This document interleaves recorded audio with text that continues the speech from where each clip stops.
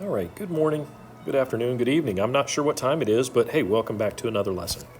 So, again, this is intended to complement or work along our assignments that we're doing in class today for my students.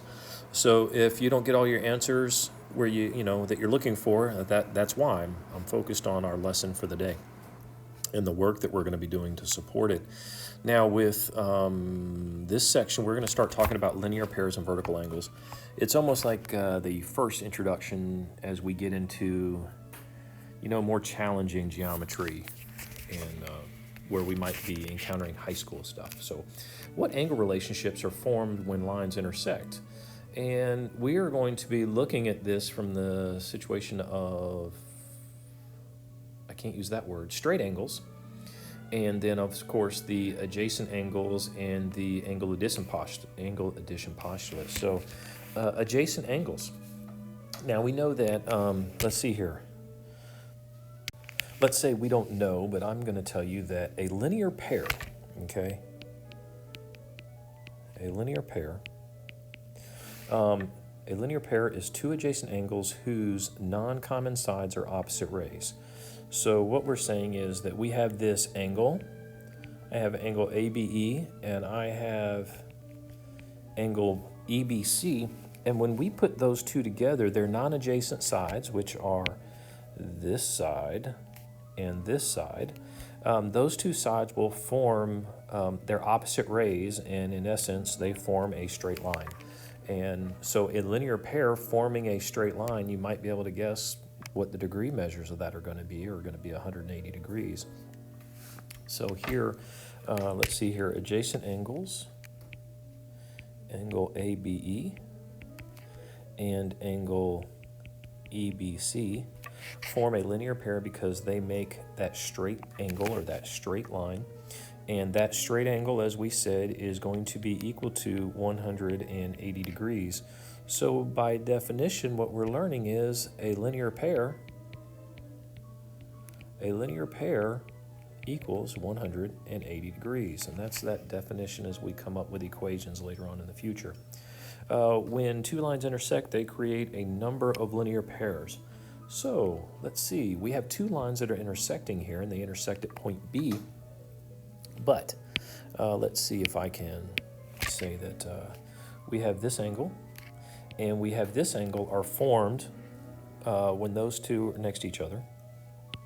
Maybe that's not a good way to do it. But I have this straight line, I have this angle, and then I have this angle right next to it, and they form a linear pair. And then, let's see, and in that linear pair, right, so I end up having this angle and this angle are formed. They form a linear pair. Let's see, what if I just do this? ABD and DBC are a linear pair, and they form a straight angle. DBC and CBE are a linear pair because together they form a straight angle. CBE and EBA are a linear pair because together they form a straight angle. And then lastly, EBA and ABD are a linear pair because they form a straight angle. So let's see here. Let me write that down now. All right, and there we go. I've gone ahead and labeled it. Of course, we have ABD and DBC will form that linear pair. And we have, let's see, DBC and CBE will form that linear pair. And we have CBE and EBA will form that linear pair. And then finally we have EBA and ABD will form a linear pair. So there you have it. So those are just two crossed lines end up forming four linear pairs, or two intersected lines. Let's see here, find the missing measure. Now, we know that a linear pair is going to form a straight angle. We know a straight angle is equal to 180 degrees. So in looking at example 1 here, I know that this line is equal to 180 degrees. And I also have this measurement, and I have this measurement. And my angle addition postulate tells me that this angle plus this angle should equal the whole angle. So there you go. I have 124 plus x equals 180. And if I go ahead and combine like terms, I'm going to subtract 124 from this side. And it turns out that x is going to be equal to 56 degrees. There you go, 56 degrees. So continuing on with example number 2, it says find x, y, and z. Find x, y, and z. So looking over here, we need to say, I need to find these missing values. And there's going to be a quick way for us to do it and in the future, but we have to practice in order to know. And I will just say, when we look over here, x, I know that this is a straight angle, and I know that x plus 43 degrees is equal to 180 degrees. If I isolate x by subtracting 43 from both sides, I find out that x is going to be equal to 137 degrees. 137 degrees. Now, I could continue on here and I could turn around and say, hey, well, I know that these two together, right, form a straight angle. That's a linear pair, so I could say that y plus 137 degrees is equal to 180 degrees because I just substituted in for the value of x. I subtract 137 from both sides, and it turns out that y is equal to 43 degrees. Starting to see a pattern form here? Well, I guess what? If we do the math, it turns out that z is going to also be equal to 137 degrees. Now, the good thing about this is that it's really leading into what we're going to talk about next, and we're going to talk about vertical angles. But looking at this, just think, this was 43 degrees, and the angle opposite was also 43 degrees. Angle x was 137 degrees, and the angle opposite was 137 degrees.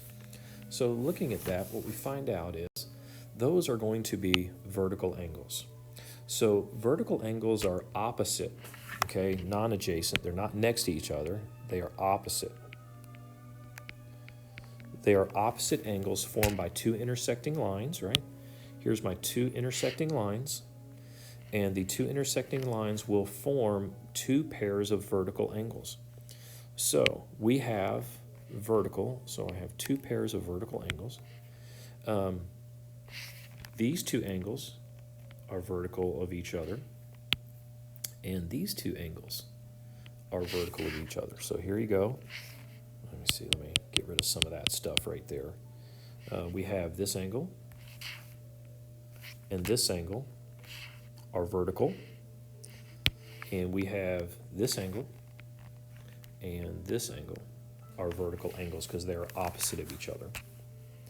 Let's see, and so identify some vertical angles here. Let's see, Looking at example number 3, identify some vertical angles. So it says when we have two intersecting lines, we create two pairs of vertical angles. So here, my two intersecting lines are going to be this line BE, and then we're going to have line CF. Those are my intersecting lines. This guy right here, that is not an intersecting line, that is a ray. So that's why that doesn't help us with our vertical angles. So what do I have? Let's see, I have angle BAF, right? This angle right here is going to be vertical of CAE, okay? So those are vertical angles. And then we have the other vertical angles are going to be CAB and FAE. CAB, FAE. So there we go as we look at that. Go ahead and mark those down as vertical angles CAE and BAF. and again, CAB and FAE. Those are my vertical angles formed by intersecting lines. Okay, let's see here. Vertical angles theorem. So, given what we did in the previous problems, and it says that if two angles are vertical angles, then what do we know about those vertical angles? Then they are going to be congruent angles. So this angle is going to be congruent to this angle, and this angle is going to be congruent to this angle. Opposite angles, vertical angles, are congruent angles. So what we have here is, looking at example number 4, find the value of x. Well, these guys are vertical angles. They're opposite angles, so x is simply equal to the same value of 112 degrees. It's that easy. We just have to remember that definition, knowing that opposite angles are vertical angles, and those angles are congruent. So here, looking at example number 5, can we find all the other angle measures using properties of linear pairs and vertical angles? Let's do our best. Okay, so here I can see right off that I know that these two are opposite angles, which means they're vertical angles. We have two lines, right, intersecting, so my vertical angles are going to be congruent. So I know that angle 3 is also going to be 54 degrees. Now, all we have to do is figure out one more measure, because if we look, angle 2 and angle 4 are vertical angles. They're the opposite angles and they're congruent. And I know that these two angles are a linear pair, so I can figure this out. Let's see here. I know that, for example, angle 2 plus angle 3 are a linear pair, so they equal 180 degrees. Okay, well, I knew some substitution now. I have angle 2 plus 54 degrees is equal to 180 degrees. This is simple, and you may be saying, why am I wasting my time with that?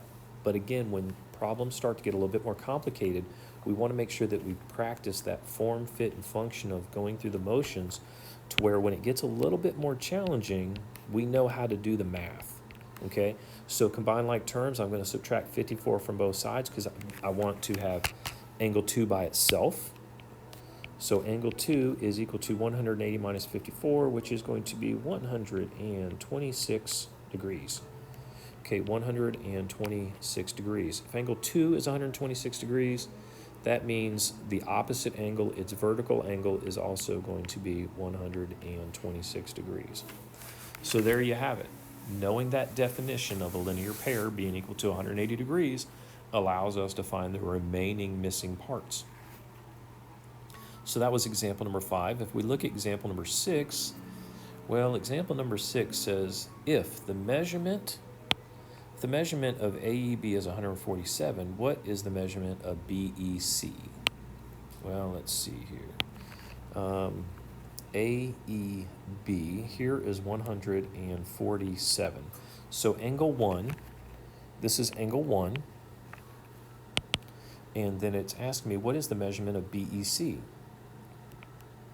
What is the measurement of BEC right there? So I know that, again, setting this up, I know that angle 1 plus angle 2 is equal to 180 degrees.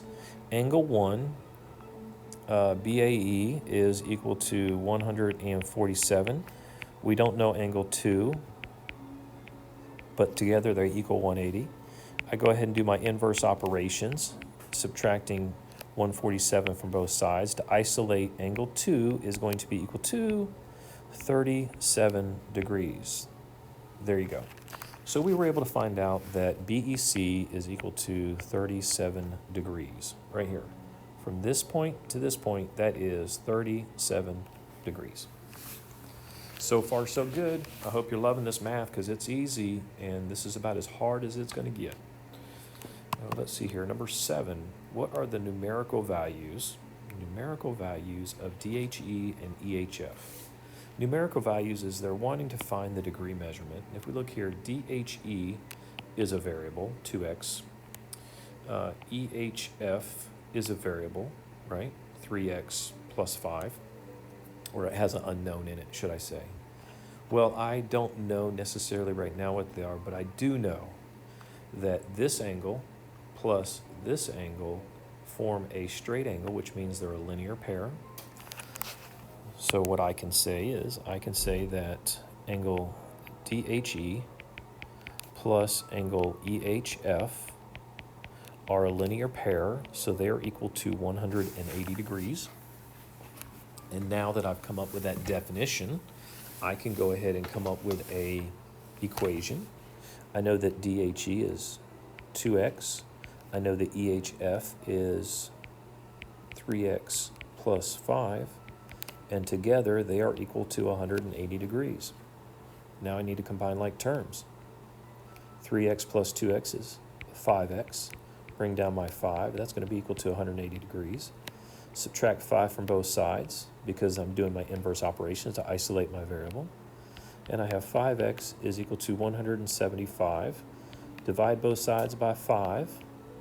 And x is going to be equal to, goodness, hate to do math in public, right?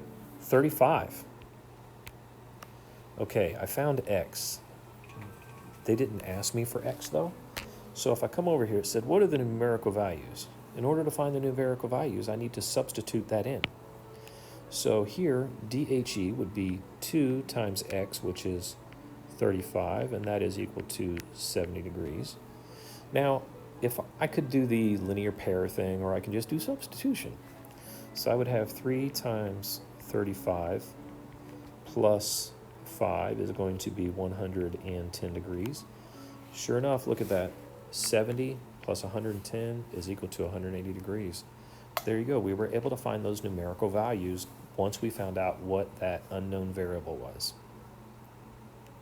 Now, continuing on, example number 8. Uh-oh, there's no picture.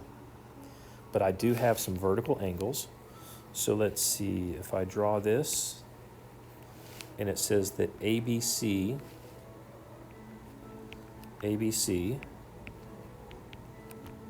and then it says DBE, okay, are vertical angles. So we know that they're opposite of each other. The measurement of ABC is going to be 5x plus 1, and the measurement of DBE is going to be x plus 5, and find the measurements now of these angles.